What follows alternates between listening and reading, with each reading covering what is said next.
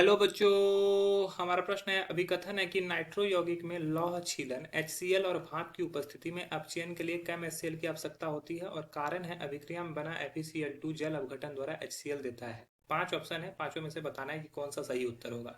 अगर बात करें इस प्रश्न की मुख्य अवधारणा की, तो मुख्य अवधारणा में हम लोग को समझना होगा कुछ चीजों को।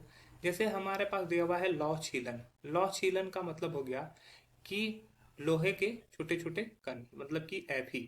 और यहाँ पे क्या हुआ है, इसका रिएक्शन किससे करवाना है, HCl से करवाना है। मतलब कि अगर इसका रिएक्शन 2HCl से करा देंगे तो ये क्या करेगा, 2FeCl2 बना लेगा और साथ ही क्या करेगा, H2 गैस निकालेगा। ठीक है।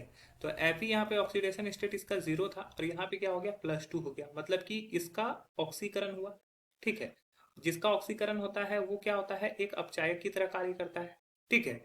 यहाँ पर तब ये क्या है, अपचायक है। जिसका ऑक्सीकरण होता है वो अच्छा अपचायक, तो ये अपचायक की भांति कार्य करेगा। और वहां पर क्या बोल रहा है, पहला बोल रहा है कि नाइट्रो यौगिक में लौह छीलन HCl और भाप की उपस्थिति में अपचयन के लिए कम HCl की आवश्यकता होती है।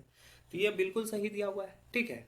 अब यहाँ पे FeCl2 का रिएक्शन भाप से करवा देते हैं, H और OH से करवा देते हैं।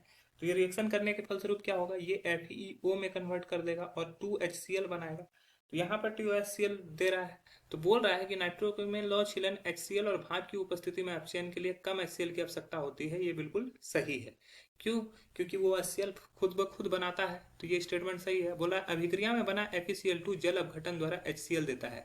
तो ये भी रिएक्शन बिल्कुल सही है। जब फेरस क्लोराइड है इसका जल अपघटन कराते हैं तो ये FeO और HCl देता है। तो ये स्टेटमेंट भी सही है। और हमारा जो स्टेटमेंट है, कारण है, वो अभिकथन की सही व्याख्या भी कर रहा है। तो हमारा स्टेटमेंट ए सही हो जाएगा, अन्य ऑप्शन गलत हो जाएंगे। आशा है यह प्रश्न आपको समझ में आया होगा। धन्यवाद।